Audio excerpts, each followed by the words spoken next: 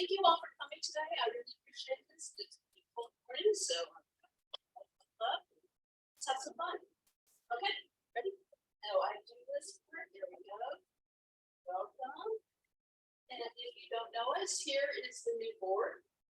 So we have Joellen, Beverly, Stephen, Denise, J.D., Ben, Cindy, Barbara, thank you, having a break over there, Leslie, Neil, Margaret, Abby, Nancy, myself, and Sue. And Sue did a fabulous job getting all of her slides together today, so I'm going to give her a quick round of applause. She's in the back over there fighting. So I do want to say a little bit about this slide. So we had a little get together back in November where the old board and the new board got together. We did a little handoff and some exchange of information. And we went in my backyard and in the corner we posed for a picture. So right over about here, I had this enormous red oak tree. And this picture was taken, and less than an hour later, an enormous branch fell off that tree. Oh, no. On the ground. So then I'm thinking, my first year as president, I'm killing half the board. We made it. Okay, so here's the list of folks. I'm not going to spend much time on this. So some goals for 2023. Number one for me is volunteer engagement. So we have quite a few projects. We have a lot of members, but they're not always in sync with each other. So we have volunteers struggling to meet their annual certification requirements, especially in December. I think Tig has mentioned about 20–25% of the membership finishes their hours in December. And that's a problem for Katarina. So she has to report the volunteer hours monthly, and the state gets funding based on hours. So if we could get those reported in a timely manner, that would be a big help to her. The other issue we have is a lot of projects need more volunteers, active volunteers. So we're going to try and see what we can do to help merge these. If you guys have any ideas, please reach out to me. Contact info is at the bottom there. Another area that we're going to try and improve upon this coming year is project collaboration, where we're actually speaking to each other. It's not our own little fiefdoms, as Cynthia tells me sometimes. She had gotten that, I believe, from Stephen. So we're going to try to improve best practices between projects, lessons learned. And Mark is also working on taking advantage of our size and getting some discounts on both purchases. Okay, and also something we're going to start up here is share the love table, where I would encourage you all to bring in seeds and plants that we can swap, maybe even some garden accessories. So we have some tools we're not using. For plants and seeds, I would ask that everything be labeled. And I do not, for the first 2 months, would not like this to take away from the seed and plant giveaway that they're going to be doing at the school. So I'll work with Beverly and Jan. Anything that's left here would have the option of going to the school, and please reserve some for the students as well. So starting next month, bring your seeds and plants, whatever else you may have, garden books, tools, aprons, and we'll see if we can put those to use. I'd like to send congratulations out to Nicole Jones. She's probably teaching today, is that right? I can't make the meeting. But she is the leader of the Lakewood Elementary School garden team. And Nicole and her team have put together a grant with the Lady Bird Johnson Wildflower Center. And they have a Native American seed grant. And they wrote a cute little booklet there. And they went out and they planted some bluebonnet seeds in an area where they were adding some ADA compliance walkways. So congrats to Nicole. A little did you know here, which I found out recently, is in VMS. So you all know how to get into VMS and add your hours. You can go into, excuse me. You can go into general information Normally you would use your information and drop down and do your add hours. If you move on over to general information and then click on membership roster, you can look up any one of us. So if you want to reach out to me, give me some ideas on volunteer engagement, my phone number is right there under member roster.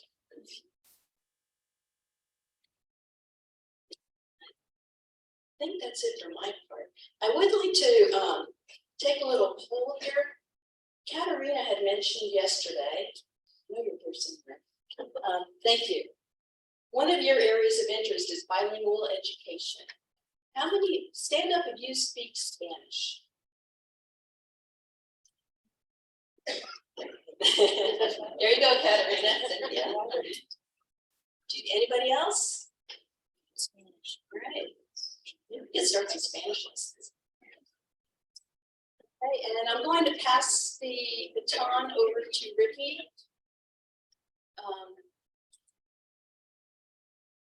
Or Sue, is she here? Joe for the project report. Oh, I'm out of sequence. Excuse me. Thank you, Sue. Joe.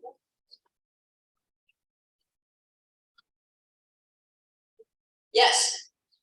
Sorry, I didn't shout.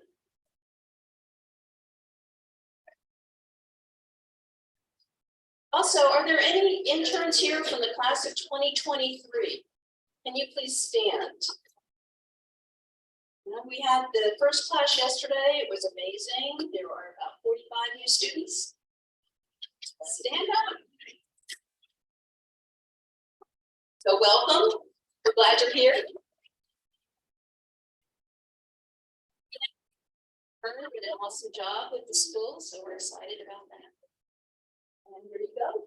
Thank you. No. You're up. Oh, I do. There you go.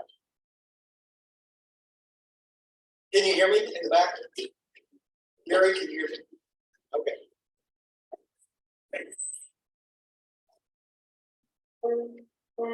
There's nothing like giving a presentation when virtually everybody in the audience knows more about the subject than I do. I think over the years, most of you have worked at TDG, you volunteered, you worked in the garden. But we have some slides here that will give you an overview of the history of the garden and what we're working on today. I think everybody knows that has worked in the greenhouse. I'm not going to talk about the greenhouse today. I just want to thank everybody for their volunteering over the last couple of years in the greenhouse. The revenue from the greenhouse has offset a lot of the revenue that we lost during the pandemic. We had closed, and we were open for 5 days a week, and children's field trips were canceled. So we lost a lot of sources of revenue. So it's very important that you help out. Really appreciate that. And I'm going to talk about the demonstration garden. And then the butterfly house, I know I saw Judy Mayer here. You still volunteer there some, don't you? We had a coordinator until really the pandemic when we had to close down. And so now the coordination of volunteers at the greenhouse, at the butterfly house, is through TDG. So I know John still needs help. Docents, occasionally they have cleanup days. That's a real interesting place to volunteer. So thank you for your service there too.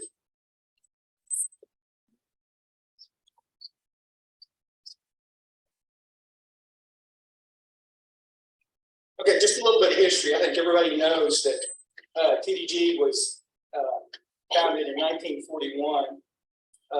The butterfly house was built in 2009.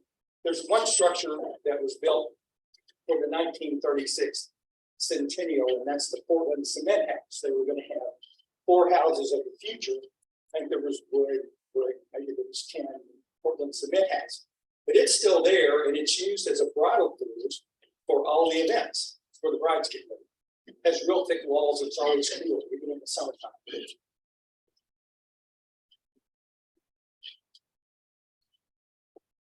All right, 7.5 acres out of Fair Park.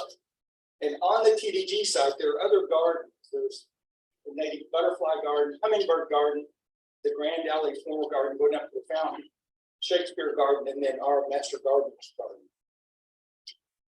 And the Master Gardeners have been involved in TDG for all these years, working on all these different programs.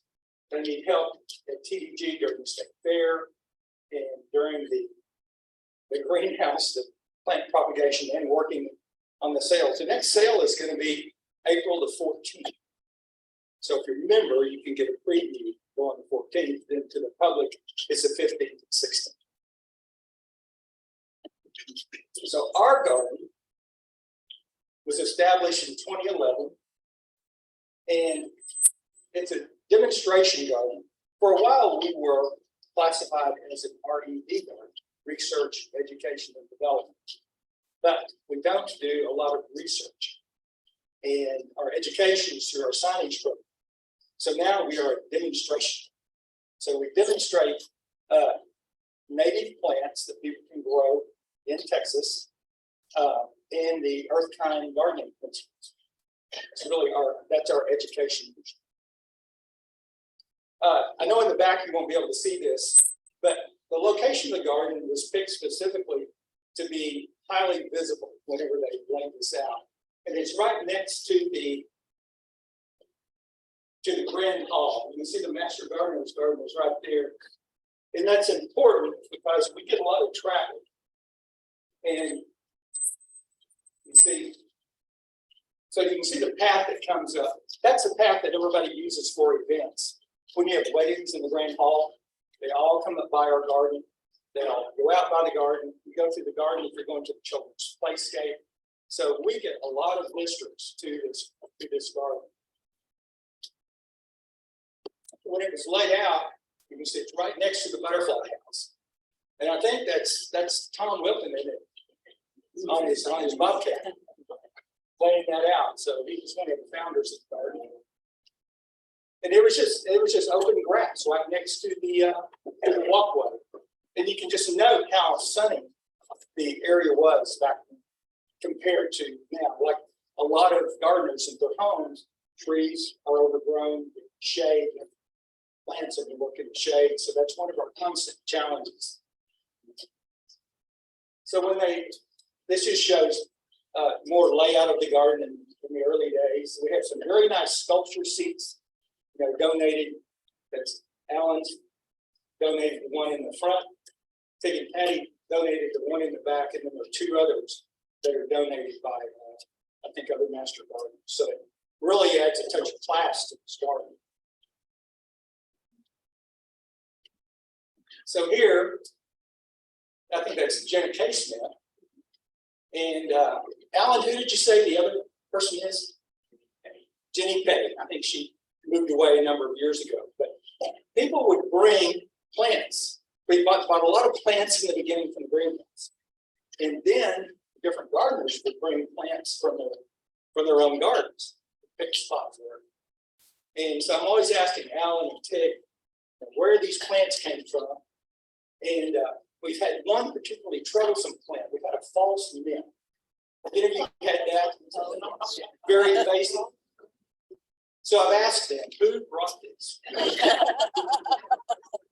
maybe Xander, did you bring it? I didn't, I honestly didn't. So, I pulled it out a lot. So the answer consistently is they'll look at each other and they'll say, bird. A bird. We don't know where a lot of these plants come from. So there's some more of the layout in the very beginning. I think that's Elaine. So when it was finished, it looks like this. It looks kind of wild when you're kind of late September, early October. That was probably soon after the sign was installed a few years ago. This is how it looked last year. And I say this, it's kind of a riot of colors at that point in time. You had your Senna Lotta, your yellow, we don't see it here now, but you have phlox, you have your Black Susan, Tana, you have some beautiful salvias. So it really looks nice in that late summer, early fall. In the springtime, we have the hill, and we typically have a lot of poppies and a lot of larkspur. And then there are daffodils planted around, but we're having trouble. I think our daffodils, due to the freeze this year, I don't know if they're going to have very many blooms. And so we're going to work on this year, maybe in the fall, planting some daffodils. Some of our volunteers that show up, you recognize Tig, you recognize Alan and Susan, and Sarah, and Debbie. That's Gary. So we're always working on Tig's CEOs. They're back there. It's one of Tig's plant pets, pet spider. So again, I just want to repeat that we're there to educate. We have a lot of fun in the garden, but we do take it seriously. It's highly visible, and we have a lot of public and private schools that take tours. So we have a lot of people touring our garden who really aren't gardeners. And they may see a plant that they like. They'll snap a picture of it. They'll snap a picture of the sign. We have the plant tag. Everything is entered into the plant tag program, so that's there too. But there's just a lot of people that just walk through the garden if they're there for another event. So we work hard on our signage. We use the signage process and type of sign that's consistent with TDG, so it's consistent throughout the garden. And it gives you the scientific name for its perennial, annual, and its identification where it's native, nectar, host plant. And then we have some larger signs that give the 5 or 6 earth kind principles. And so those are fun. So that is an example of a sign. Texas for it's a native, and then it's a host plant, the caterpillar. And that is a prickly ash toothache tree. So most of you may know we have a dedication plaque for prickly ash for Tom Wilson. He was a dentist. And everyone knows that the prickly ash of the Native Americans would chew the bark, and that would cure toothache. So that's appropriate. This is Tig's project. The first prickly ash tree he got was completely eaten in a week by grasshoppers. And so he's looking for a new one. So he's got to replace it. Just another example of our signage.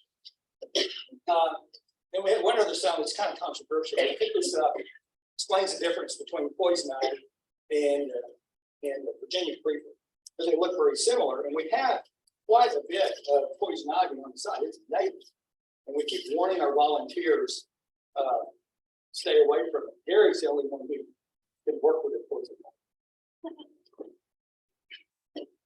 So we are there in the demonstration garden on Thursdays. We work in the afternoons in the winter. In the mornings in the summer, we actually start, I think, at 8 until 10 in the really hot part of the summer. Doing the normal things, I run the distribution list. Tick helps me with that. The TDG, the one thing that's different about the TDG garden is that to see our demonstration garden, you have to pay admission to go into TDG because it's on the grounds. So you're better off to buy you a membership, especially if you're going to go to the plant sale, because you get a pretty good discount when you go to plant sale if you're a member. Just a note on TDG. In addition to the gardens, I wanted to give a shout out to Alan, who's on the TDG board, has a background in retail, and he's just done a wonderful job keeping our gift shop inventory stocked through these last 2 or 3 years, given the supply chain disruptions and everything. But he really did a wise job buying, stocking the gift shop. And I think we've set records over the last year in the money that TDG has made for moving a lot of merchandise to the gift shop. So Alan, thanks a bunch. Really appreciate that. Ron Natinsky donated his train collection to TDG. He was moving into a high rise. The whole backyard was full of trains, and he wanted some place to put it. So they created a train garden. These were 4 things that TDG adopted about 5 years ago. They wanted to have some, in addition to the garden, some little events for kids. So these are little projects that they completed. The snake shack, Roger dedicated his snakes to the snake shop where he left 2 or 3 years ago. And unfortunately, they perished in freeze. Oh, no. 2021. TDG lost electricity like a lot of businesses did, and he couldn't get it heated back up. And so they're slowly replacing the snakes, and they have a number of snakes there. But to buy poisonous snakes, and trade in poisonous snakes in Texas, takes a lot of time. There's a lot of paper. So that's kind of a slow process. So if you go out there, don't be disappointed if you go into the snake shack, it's still kind of under maintenance. So Thanks, Joe. I'm Sue. I'm one of the new board members and tell them what to name in Texan. I didn't know what I was getting myself into when I said I think this, to be honest. We've got a speaker this morning, Ricky Linux. Yes. Who's worked in conservation and biology for 40 years. And when I was trying to find a speaker for this meeting, this really jumped out at me. It's got history, it's got commerce, it's got plants, it's got insects, so what's not to like? And so I'd like to welcome Ricky.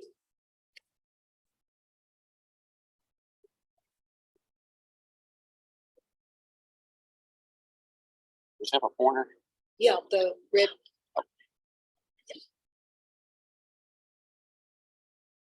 Thank you. Welcome. Glad to be here. I guess you can hear back in the back. It sounds loud up here. Starting with the first slide of the plant book. There's a copy back there on the round table. This was a short little 7-year project I did back starting in 2007.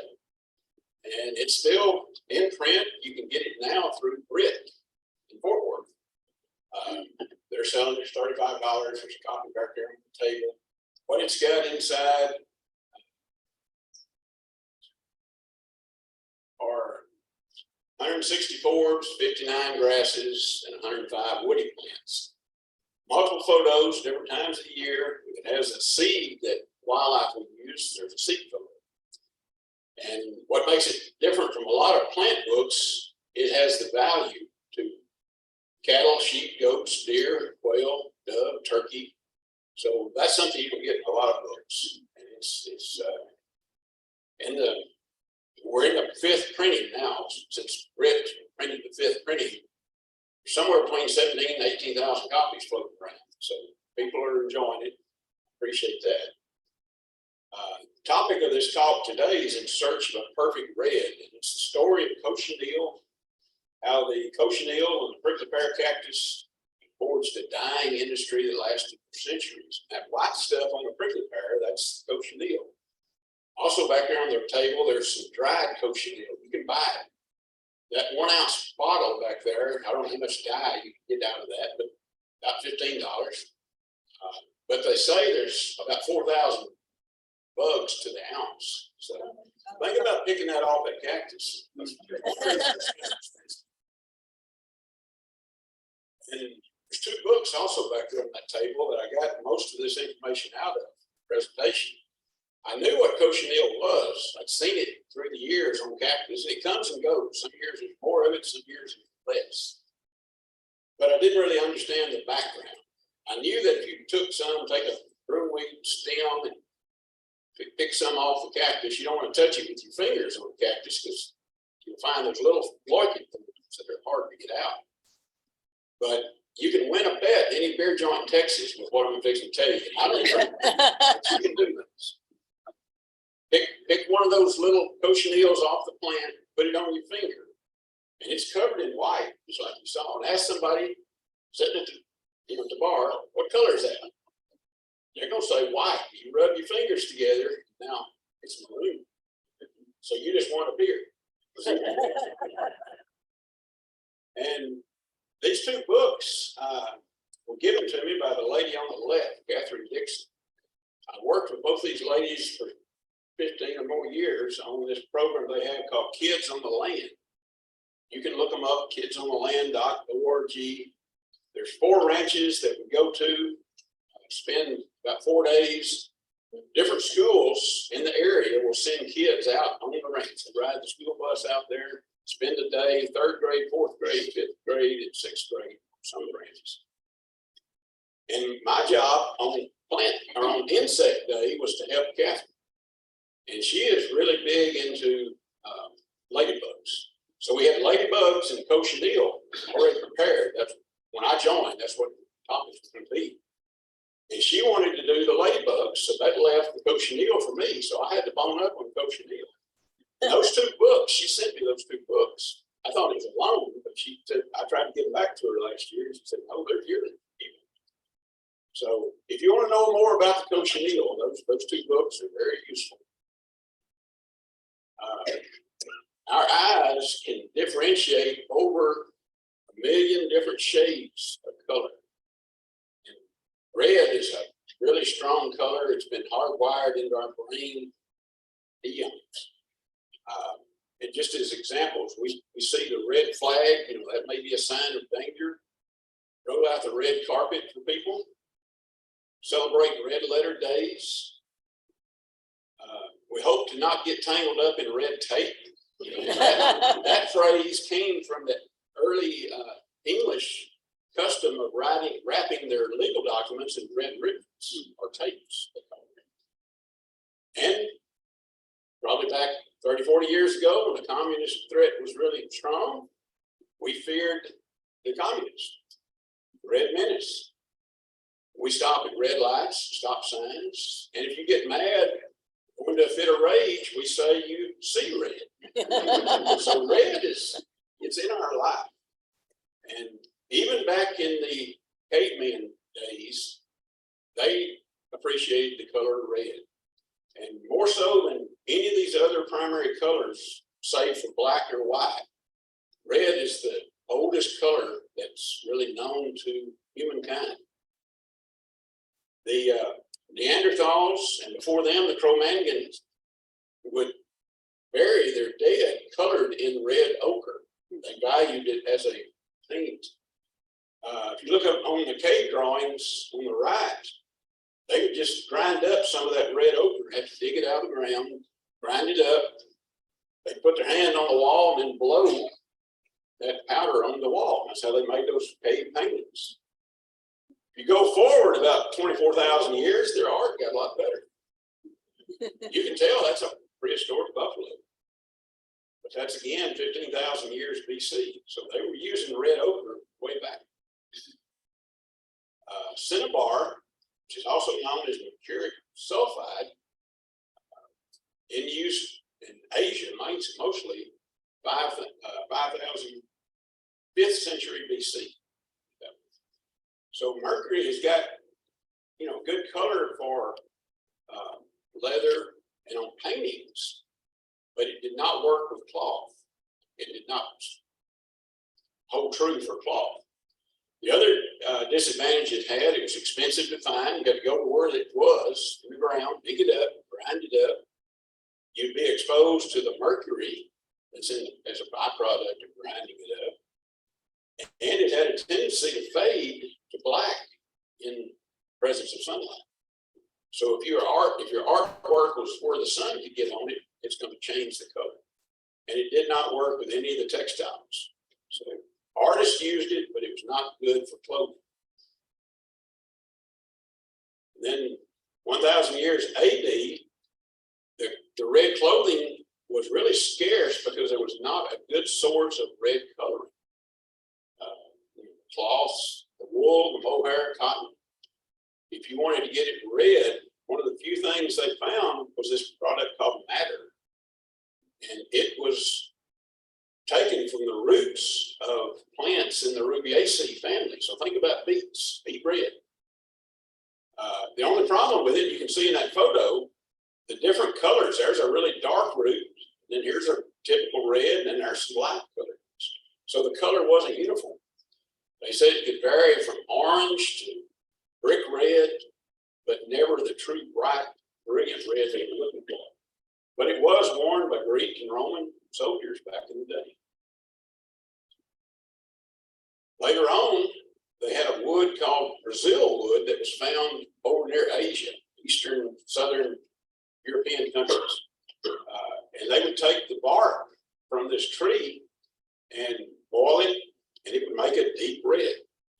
And then when the explorers started going toward the Americas, down in South America, they found a tree very similar, and it had the same kind of bark when they peeled it off and boiled it. So they took that back home to Spain, but they said, you know what, we're going to call that area Brazil.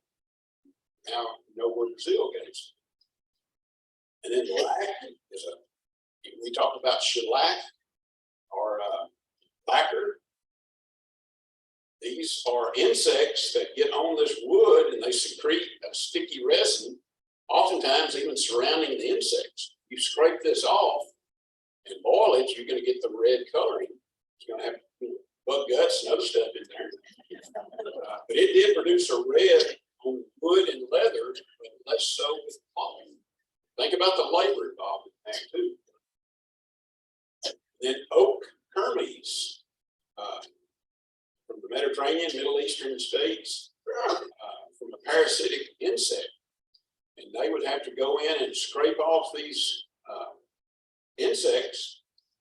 It worked on animal fibers, wool and mohair, better than it did on plant fiber, such as cotton and linen.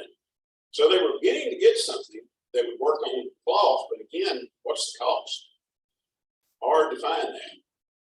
Then they found finally a similar plant, what I'm going to be, insect, what I'm going to be talking about.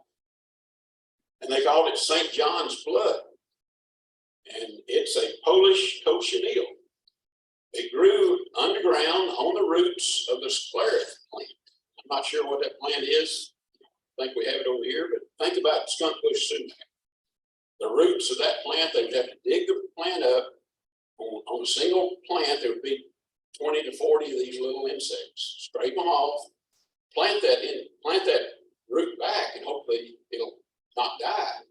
But again, think of the labor involved in that. So hard to get to this color. But it did produce a brilliant red color clothing. And then as those Spaniards and other countries started sending explorers out, tales were coming back to, especially Spain. That's where most of the cochineal wound up going to, of these tales of precious metals lying upon the ground. Ponce de Leon said he found the fountain of youth. And then there were the 7 golden cities stories. All of those tales were false. But the story about cochineal as a colorant were true. They were hearing and they were seeing it. Those explorers seeing this dye in this marketplace. Now in the 1500s, early 1500s, there were no cameras. So we're having to look at drawings. And this drawing on the right, that's a pretty good sized prickly pear plant, kind of like they have in South Texas, Mexico. If you look, all the cochineal is centered on the middle of the pads. That's not the way it grows. That's just an artistic interpretation. But notice they're brushing the cochineal off into a little bowl. They said it was bad form to touch the cochineal when they were harvesting it. They didn't want to impart any disease or any problems with it, so they were real careful with it. And on the left-hand drawing, that's, you don't normally see the red color of the cochineal. It's always colored in white that they surround themselves with. And that's what it again looks like. The white is like a cottony web. And it's thought that it has 2 purposes. One, to prevent sun scald, because those cochineal, they stay on that pad their whole life. So they're exposed to the weather. Then the other thought is that it may give them protection from predators. Just hides them. Now those early conquistadors, they started noticing that all the people wore bright red clothing. And no one in Spain, except for the wealthy, could afford bright red clothing. Here the peasants were wearing bright red clothing. You could go into the bazaars and find all sorts of bright red clothing, tapestries, cheaply. They wanted to find out about that because they said, if we can find what colors this, we can send it back. And Spain can be making garments like this. So that's what they thought. Initially, they wanted gold and silver, but they soon found out that this was more valuable. So we do know that the Spaniards sent word back of the red dye, but what was unknown was what was the source of this dye. They could see it was a little dried up. You see that bowl back there, that's a sample. But they did not know that it was a cochineal insect, which is a scale insect, the insect that sucks juice out of a plant. Think about thrips in the gardening world. So the name of it is Dactylopius coccus. It feeds upon pads of prickly pear and tassajia. So it just lists Opuntia as a general name of the plant. And what they soon found out, it only is found on prickly pear native to the Americas. They tried taking some back to Spain and other countries. And they had some similar pear over there, but they would die. They would not go to that prickly pear. So the females lay eggs on the pads. They hatch out. Immediately, they'll insert their proboscis into the pad and start sucking the juice. And when I was a lot younger, I used to think that that orange or that maroon color was bug gut juice. But it's not. It's not the juice.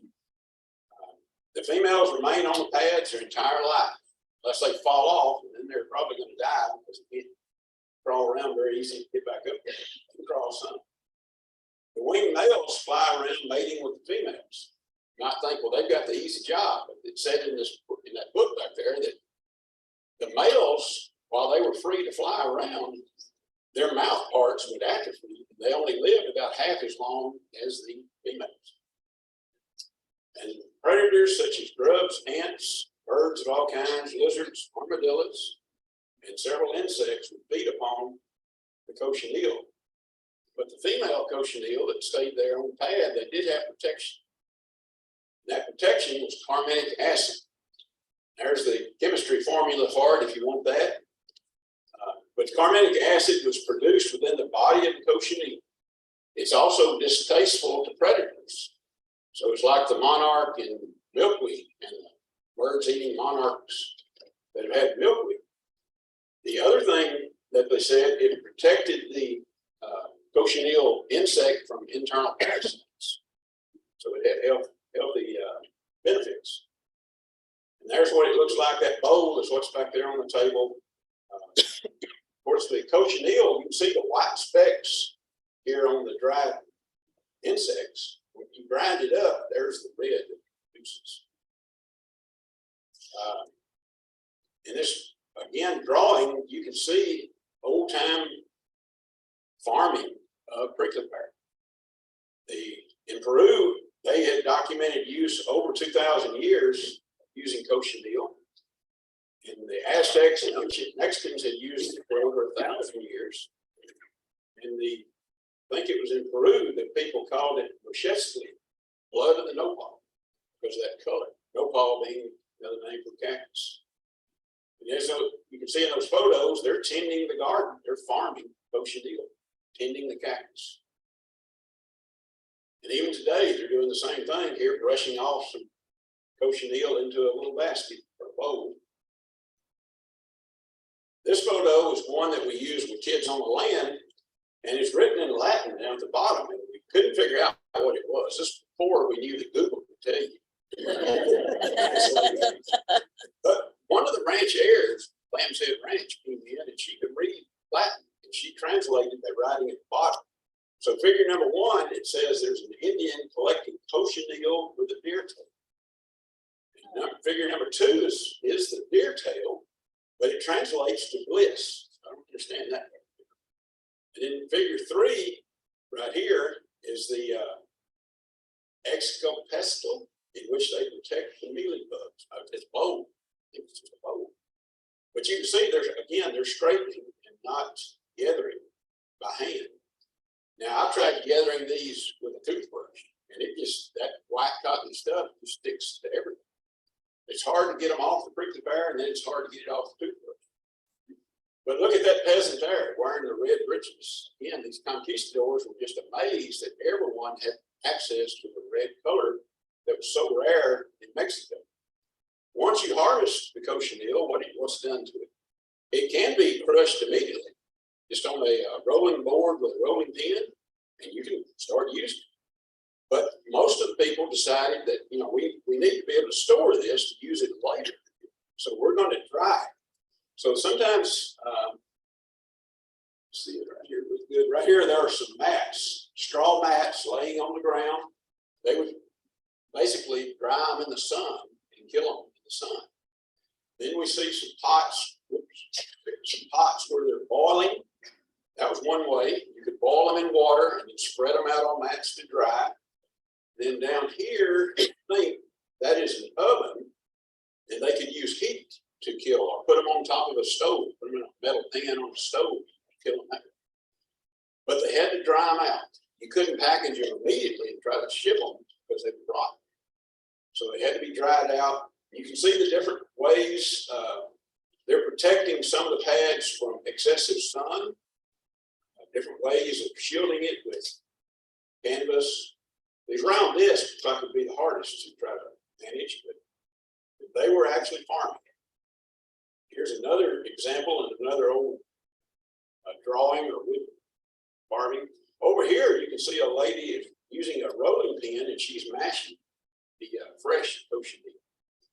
Even up on this hillside, they've established a little prickly pear garden. So it had many uses in Mexico, and what the Aztecs, doctors would mix it with vinegar to treat wounds, cuts. They prescribed it to cure ills of the head, heart, and stomach. Medicine was pretty rudimentary back in that day. Cooks added it to tamales and other food. And one reference in the book back there, it said they added it to bakery items to make the apple and gooseberry outblush the cherry and the plum. And you could add it to whipped cream and make a pink frosting. So it's been used for a lot of food items. Women colored the necks, cheek, hands with cochineal. Dyers mixed cochineal with alum as a mordant to preserve or set the color. And you can see all of the different yarns there. That's all done with cochineal. Now the variation in the color, it varies with the water that you're using, the heat that you're applying as you boil it, how long you boil it, and maybe even the type of pot that you boil it in. Sometimes they said the metal of the pot reacted. That all contributes to slightly different shades of still orange to red colors. One of the problems, the Aztecs were sort of the bad guys. I would use a word, but I'm not going to say a word. And they demanded tributes, or they were shaking down the Mexican peasants. And they wanted tributes of over 100 bags of dried cochineal per year. Over 9 tons, 1 million insects. So that was what they were having to pay. And it came back to bite them in the butt. This young brash Spaniard, they said in the book that he arrived with nothing more than a sword and his quick tongue to say for himself. He was nobody. He arrived from the Caribbean islands in 1506. Hernan Cortez joined the 1511 expedition to Cuba under Diego Velázquez, who was like a general at the time. This was a major exploration event that they were putting together. Cortez was put in charge of an expedition to the mainland, to Mexico, in 1518. Spain had tried to establish colonies in Mexico several times before. They'd all been beaten back, killed. And Velázquez said, well, we'll let this young upstart Cortez go over there and see what he can do. So he got sent to Mexico in 1519, along with a band of conquistadors. And they found those Aztecs selling the red dye as early as 1519. Cortez and the conquistadors, with the aid of the Tlaxcala people and an outbreak of smallpox, European disease, defeated the Aztecs in 1521. And they burned, this area in green was where the Aztecs were, the city right here. I'm probably going to butcher the name, Tenochtitlan. They burned that city, and it said the Aztecs saw red as the color of defeat. But for Spain, it was the color of riches to come, so red. That's what the Spaniards initially thought they were going to find. It was gold, silver, precious metals, but the textiles, the dyes to make that sort of textile, what they figured out, make this money, send this back to Spain. So they bartered, stole, whatever they needed to do. They got some and sent it back. It arrived in Spain late October 1519. So what is that? 500 and more years ago, that's when the red color hit Spain. And the dyers in Spain were initially cautious about it. They didn't know about this. They knew how to work madder, they knew how to work the oak kermes. What's this stuff? And they were tested. But for about 30 years, it had to compete against these other well-known dyes. What they found out, though, is that in their testing, cochineal had more carminic acid, more color with less lipids than say the oak kermes, the Polish cochineal. The lipids in fabric will not take color. Just think of the fat; it will not absorb the color, so you get a splotchy appearance in that fabric. Cochineal had fewer lipids, and so that was not as much of a problem. They figured that out. It was an easier to produce dye, and what the conquistadors were saying is they harvest this 2 to 3 times a year. A whole lot easier than digging up those plants, scraping the roots, and reburying it. It yielded more powerful dye than any of the old world dyes. It took them 35 years, but the guild, the Venetian textile guild, finally yielded and said, okay, we're going to recognize that they called it grana cochineal, made the brightest red color the world has ever seen. There were several master dyers called it the finest and best dye drug known in the world. And Spain had this product, they had the market corner. No one else knew about this. And Spain made a fortune selling the red dye to other countries all over the world. Again, all of those colors could be produced from this one source right here. And like you see in maybe the 1500s on the left, the 1900s on the right, how it's produced or how the color is produced is about the same. Boil it in water, put your fabric or your cloth down in there, boil it. And if you think about it over on the left, these guys in 1500, no thermometers, no clocks. It was all experience. If it's not dark enough, put it back in there for 10 more minutes. And they had a hard time trying to figure out, how to get that color. But then the artists picked up on it. They said, hey, this is good. A lot of other colors we tried for red, they fade, they turn black. Rembrandt painted this painting of the Jewish bride, her father giving a necklace to this bride. Between 1665 and 1669, the color of that dress on the bottom is painted in cochineal. And it's still 300 and something years later, as bright now, let's say, as the day it was painted. So the early artists adopted it really quickly. If you look at the textile industry, it was big business. That involved a lot of people. You put a lot of coin in the purse, a lot of food on the table. It started out on the farms, the shepherds. Eventually it came into town to the different tradesmen.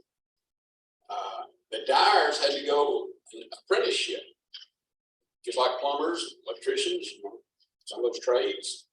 And these apprenticeships could last 3 to 5 years, and then maybe another 5 years working for a master dyer, I guess we could call them. So it was a long time to get to where you could do this on your own. Wool, it took shepherds to raise the sheep, shearers fleece the sheep, washers clean the raw wool. These are different trades. Carders pulled the fibers apart, spinners spun fibers into yarn, weavers wove it into cloth. You've heard of fuller's earth? That product called fuller's earth, that was used to wash the cloth and allow it to absorb color. So the fullers, as they were known, washed and treated the cloth.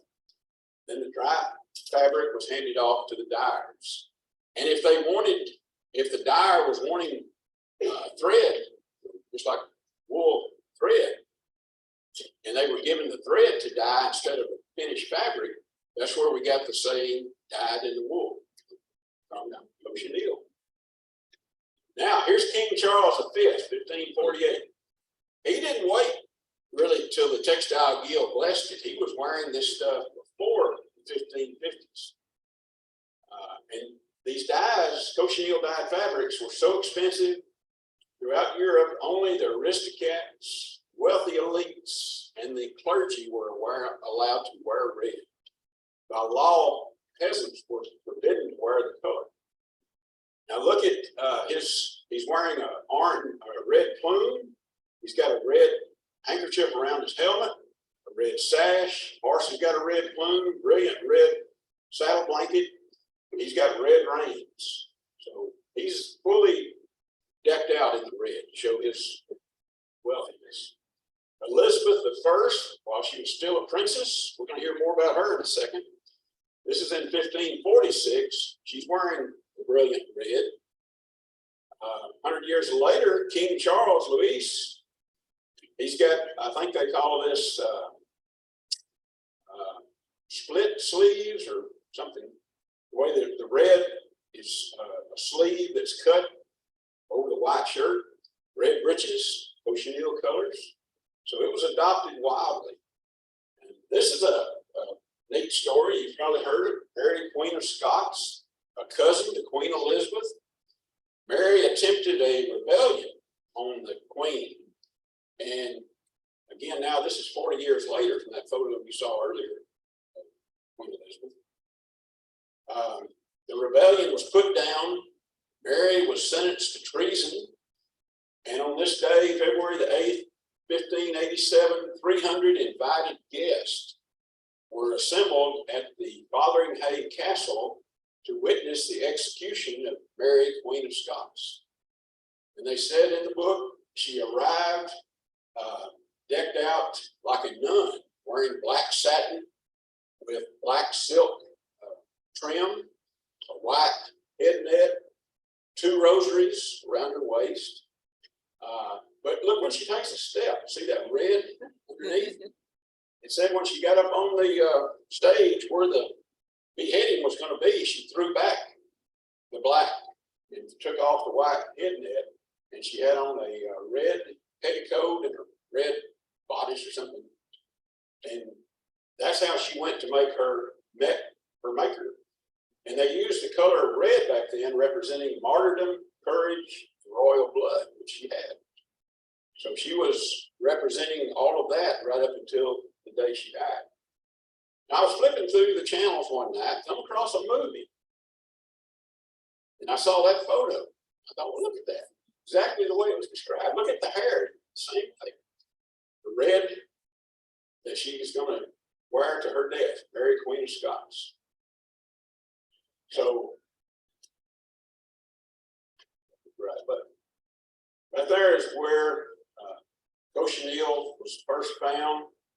Again, it would be loaded up, taken to Cuba, and then shipped to Spain, and then from Spain shipped everywhere else, all around the world.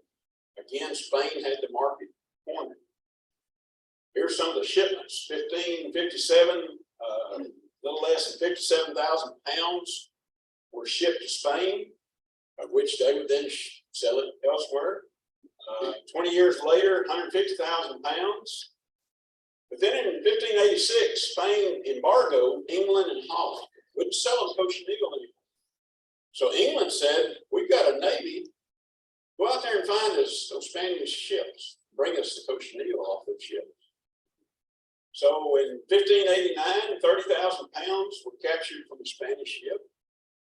1589, 600 heavy cases captured. Robert Flick captured 42 crates from one ship of cochineal. And he said, as they went down in the bows of that ship and started bringing up the cochineal, there was also 4,000 tanned hides in the ship. They was going to be sent to Spain for clothing. But they also noticed that water was coming in the ship. They thought it had been sabotaged by the Spanish.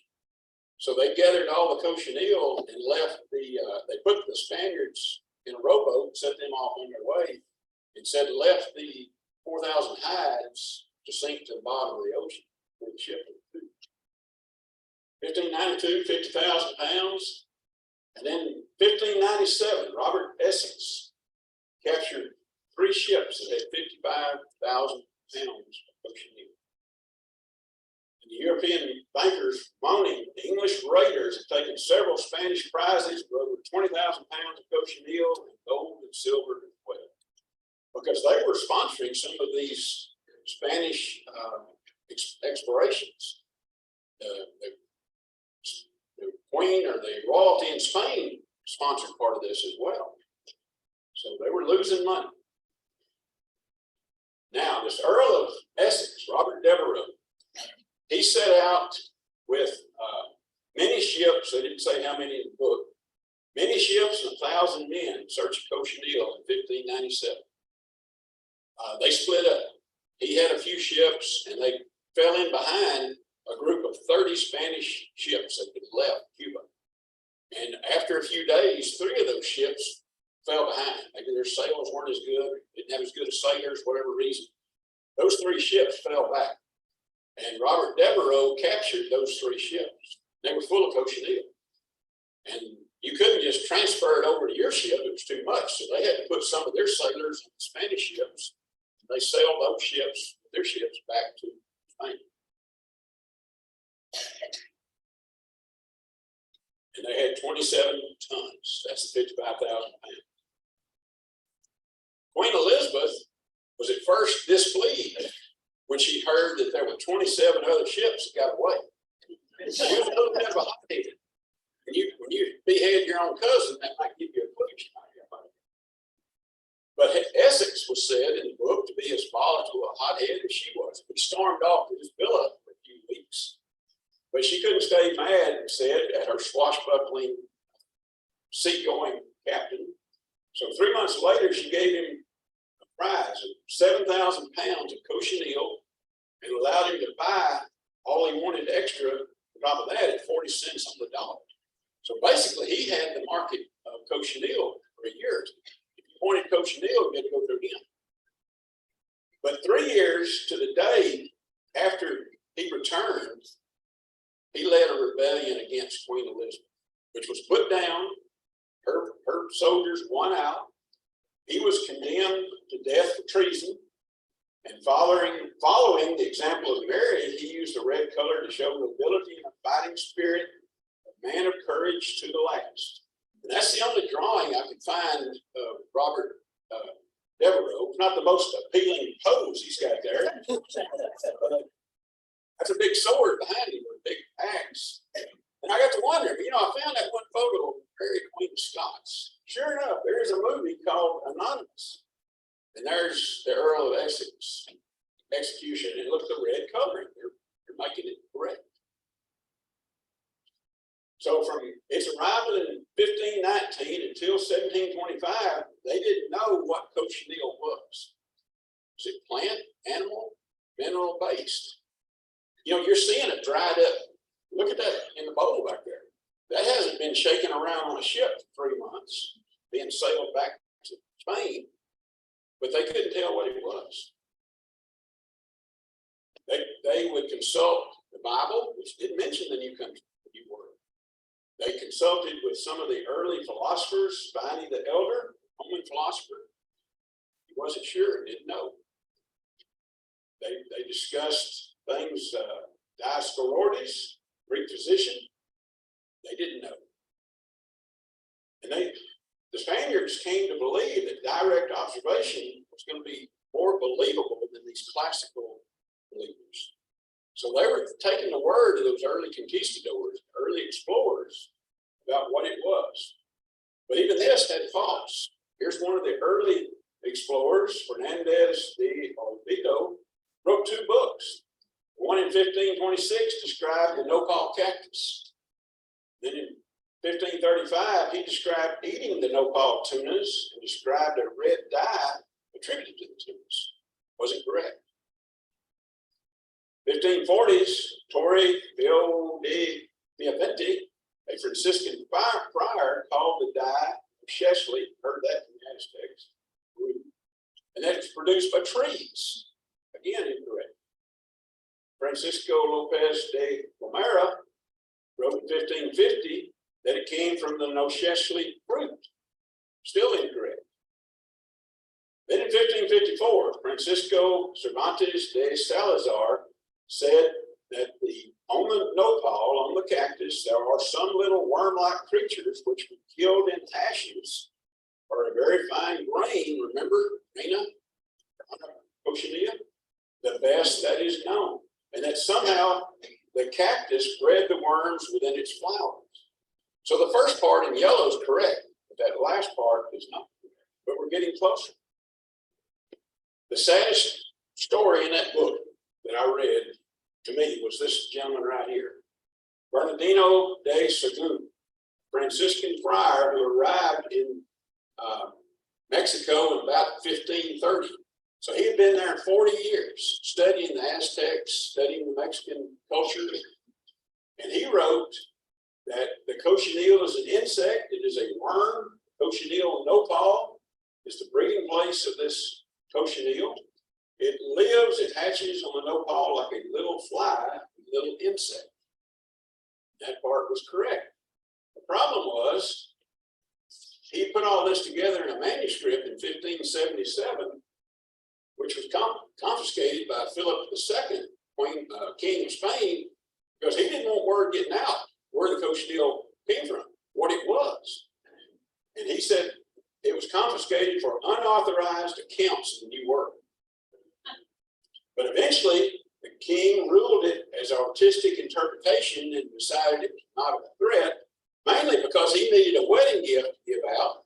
And in 1579, he gave it away as a wedding gift. It was not seen again for 300 years. It was printed in 1879, recognized then as the single most important source on Aztec life and culture existence. And it had not been seen for 300 years. All the things that he was knowing, by the time it came about in 1879 to be published, it was already well known. But he was the first to really get it right. And he never lived to see it published. Jose de Acosta said, are born some worms that are fixed to the cactus, covered with a certain thin coating. It's that white cottony web. Herrera declared cochineal as a living thing, a kind of round worm that is as large as the pin. So in 1600s, the Spanish had accepted these facts of what cochineal was, but Europe had not. They did not see it yet. Here's a gentleman named Antony van Leeuwenhoek, and he was asked by an English chemist named Robert Ball to look under a microscope at dried cochineal. Now, Leeuwenhoek had already looked at cochineal earlier and pronounced them dried seeds. That's what he was saying it was. He had seen the dried cochineal that came over from the ships. At the same time, there was a Dutch botanist, Jan Swammerdam, studying insects under microscope, and he pronounced it animal matter, 1680. Then in September 1685, Leeuwenhoek, using an early microscope, declared each tiny grain is a part of a little animal, females whose body is full of eggs. So with the aid of a microscope, he made a better analysis of what cochineal really was. But he didn't send out any drawings of what cochineal was. This gentleman, a Dutchman named Nicholas Hartsucker, reported, I have found that the greatest part is full of a very great quantity of little eggs, which gave me an extremely red juice when I broke them.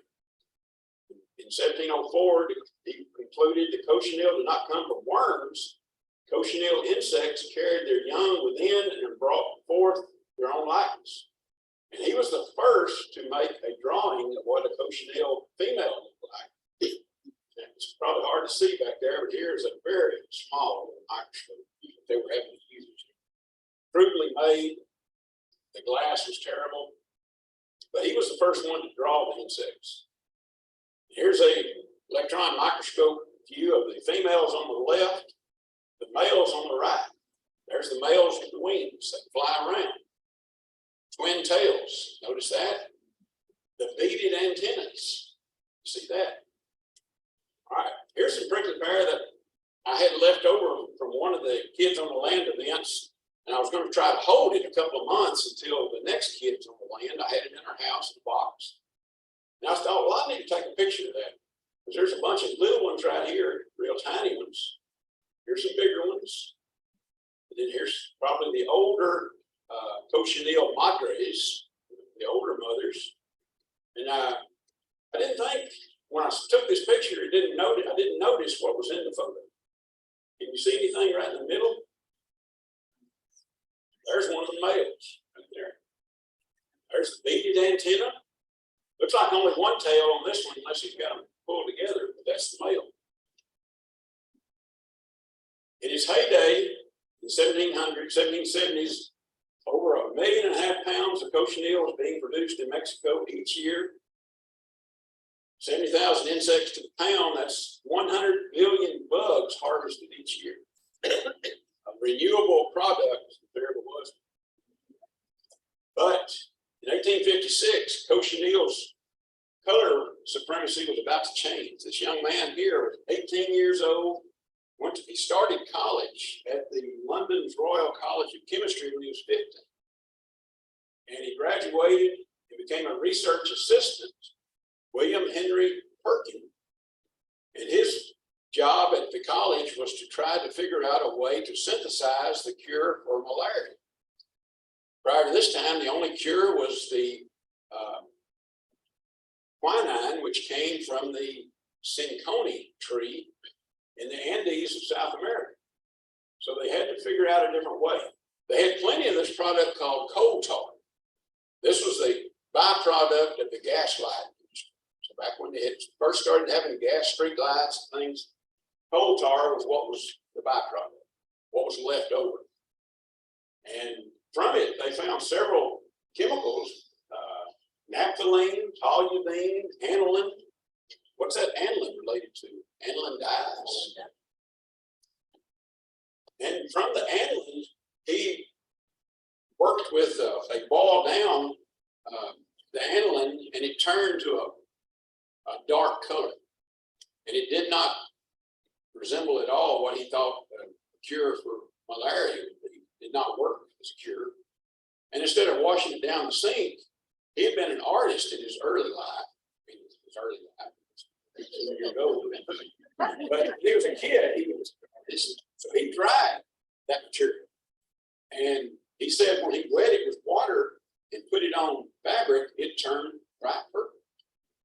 And he bottled some up and sent it around to some dyers.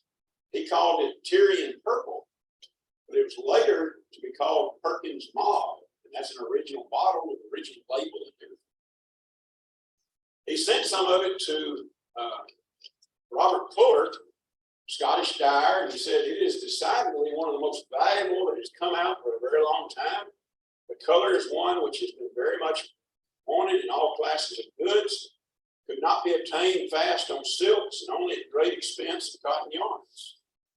So he quit the college. Before he quit the college, he turned his father's greenhouse into a little laboratory and started making the mauve color. And then they started producing it in a warehouse. And by the end of 1857, Perkins dye was available from the London lab. 2 years later, widely available and successful. His professor at college, who kind of poo-pooed the idea of a chemist making dye, finally admitted that, hey, you're onto something here. He said that England would soon be shipping tar distilled crimson to cochineal producing Mexico. Bold thought there. Didn't happen. But the cochineal producing areas that ruled the top red dye stocks for 300 years would change on the horizon. And it's amazing what you can find on the internet if you look. Who would have thought that you can find prices of cochineal from 1758 to 1854? But the solid lines are the production, how many pounds they're making. The dashed lines are the prices. If you notice when it's typical, what happens when prices go up, like right here, production follows the next year, it's up. But then something happened right here. Production was really down. There's a lot of money, plenty of money for it, but they didn't have the production. Was that a 50-year drought?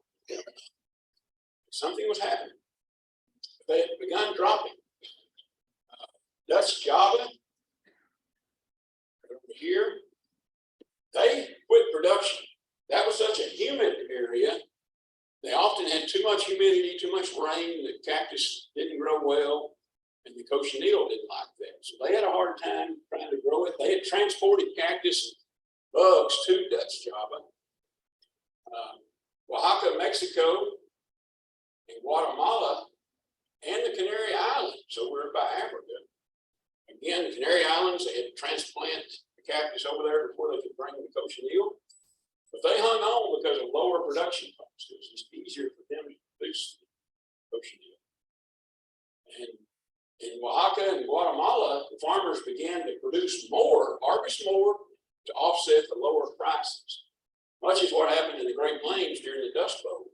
Because prior to the Dust Bowl in the 30s, in the 1915, 1918, when World War I was going on, the farmers were told we need to produce more wheat for the soldiers, wheat for the effort to win the war, grow more wheat.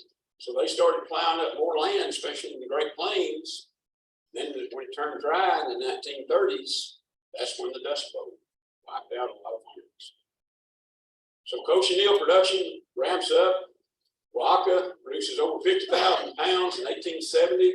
Guatemala, 1.5 million pounds, but they peaked to 5 to 6 million pounds a year.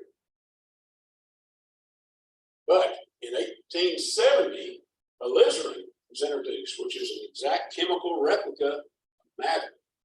It was introduced both jointly by William Perkin and by BASF. Heard of them? They're still in business. Pure, brighter, less costly than madder. It was the first artificial dye that was black and water fast. It didn't fade outside, and it was not easily washed out of the clothing. So now this took the place of cochineal, or at least it was an easier way to get it. Guatemala dropped down production to less than 500,000 pounds 7 years later. Less than 1,000 pounds by 1884, and they ceased production 6 years later.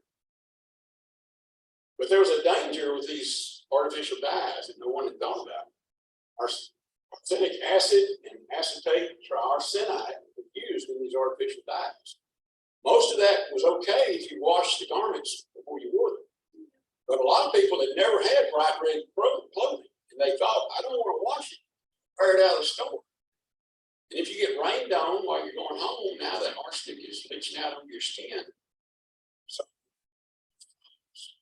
but cochineal posed no health risks as a dye. And cochineal became a Renaissance dye, while artificial dyes were converted into poison gas in 1915 for World War I. And look at that barn right there. That is a lot of barn. There's a fellow standing right there to see the size of it. By 1909, there were few cochineal farmers left in Oaxaca. That had been one of the bedrocks. Some exported cochineal as late as 1932. By 1947, the Mexican government said, hey, this is going to go away if we don't do something. So they sent people out to capture, gather up some of the bugs, transport some of the cactus into gardens like you have here, and let's get this going so we can restore this. And here's some small examples, photos from Mexico. They still farm it. This lady on the left, she's mashed up some cochineal. She's got part of a lemon in her hand. What's that? It's like it's mordant to set the color, to bind the color to the fabric. And 500 years later, we're still boiling them in pots. And you can make all of these different colors on these panels from one insect, cochineal. In the 1960s, the market was growing for cochineal due to the desire for natural foods and cleaner diets. Now, I was a teenager in the late 60s. At Coolidge, Texas, where I grew up, down between Waco and Mahia, we didn't have any girls that looked like that.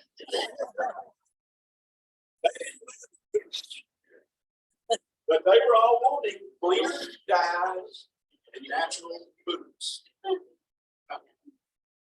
How many of you have had Red Hots?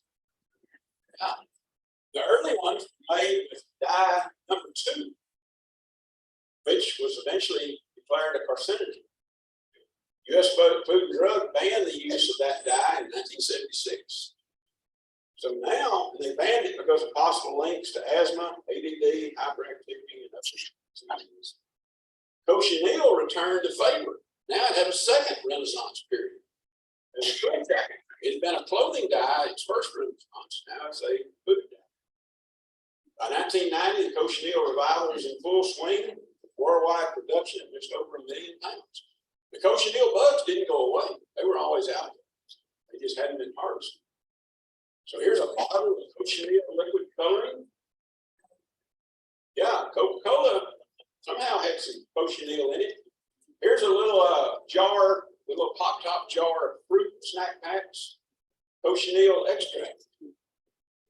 And if you've had a strawberry frappuccino 10 years ago, you drank cochineal. Someone figured it out. I guess they maybe looked on the website and saw what the ingredients were, and they said, that's what this. And Starbucks had to change it and put in an artificial color. But all of those products did have cochineal. And it was produced, or the carmine is what gave it that red color. And still used in lipstick. Now, ladies, eye dust. You see that? It's got carmine in it. But look up above there, it's got iron oxide. That's rust. And if you're using the tinted form, it works. That has cochineal. 250 years, the British Army adopted red as the uniform color for its soldiers. In the early period, the lower level soldiers wore madder red, but they replaced it with cochineal when it became available in the 1800s. Now, Mary Pickersgill sewed the flag that flew over Fort McHenry during the Battle of Baltimore. This is when Francis Scott Key penned the Star-Spangled Banner. He was a lawyer, went on board the ship to talk to the captured sailors. The English wouldn't let him leave, so that's when he stayed on the ship and saw the battle. She had been commissioned to make 2 flags, a 17 by 25 foot storm flag, and the stately banner that Major George Armstead had envisioned, a 30 by 42 foot garrison flag. To sew a flag so large that the British would have no difficulty seeing it from a distance. So that flag is in the Smithsonian in the upper left. It's not 30 by 42 anymore. After the battle, it had some bullet holes, cannon shells in it. They sent it back to Mary Pickersgill and asked her to repair it. And then after it was used a few more decades, it was retired and given back to her. And she would, soldiers would come by to see her and say, can we see that flag? You know, it was flying over the battle. We could look up, and as long as that flag was there, we knew we were okay. And she would cut a little piece of it off and give it to them. So it's now about 30 by 28 because most of it was given away in the other days. So the next time you think about the Star-Spangled Banner, red coloring in the bars, cochineal. Even in our Texas flag, before the Texas Revolution, Colonel Juan Almonte noted that the cochineal crop gathered twice yearly in Texas, hauled to Laredo, shipped to agents of the British Crown. They needed it to color their redcoats. So when the Lone Star flag was adopted in 1839, the red field was dyed with cochineal. The blue was probably dyed with what? Indigo. The white maybe was just the muslin. But you can't read that upside down, but spin it around, and there it is, 1839. That's what the cochineal looks like, all of that. And that book back there, A Perfect Red, it's got the espionage, the intrigue, a whole lot more than what I was able to cover here. And I'd certainly encourage you to read that if you want to find out more about this book. Now, about 7 or 8 years ago, I was in Bayard for a field day. They had a contractor from Abilene there with a skid steer that had a scissor with him from the front. He wasn't cutting mesquite trees, he was grabbing onto them and lifting them out of the ground. And we got to looking at some of those roots, And above ground, this is about ground level here. Above ground, you see the white dots. There's some white dots down here. And I went and got one and mashed it. It made an orange liquid. Look at it under good close-up lens. That's a scale insect of some kind. I sent that photo around to several different people. No one could identify it. And I don't think it wasn't sucking the juice out of the mesquite. It's eating parts. It looks like all of this down here. But so there was another species of cochineal on that mesquite. But once again, hopefully we can see cochineal like this. We're always looking for it on Kids of the Land.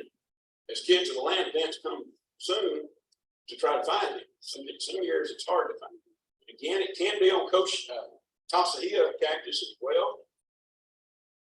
You remember, think back to the early 1980s when Ronald Reagan was president.